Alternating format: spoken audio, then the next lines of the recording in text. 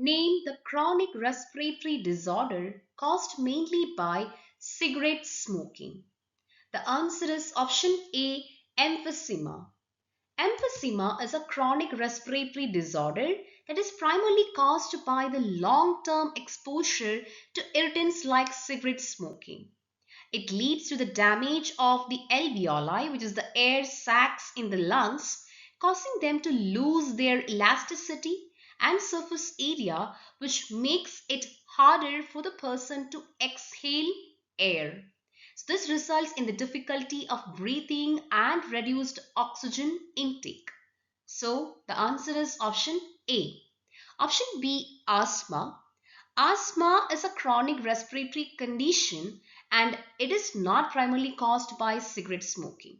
Asthma is typically triggered by allergen, exercise, or respiratory infections. So option B is an incorrect answer. Option C, respiratory acidosis. So this condition occurs when there is an excess of carbon dioxide in the blood, leading to a decrease in blood pH. And it can result from various respiratory issues, but it is not a chronic disorder caused by smoking. Option D, respiratory alkalosis. So this condition occurs when the blood becomes too alkaline due to excessive breathing, leading to decreased carbon dioxide level. And it is also not linked to chronic cigarette smoking. So the answer is option A.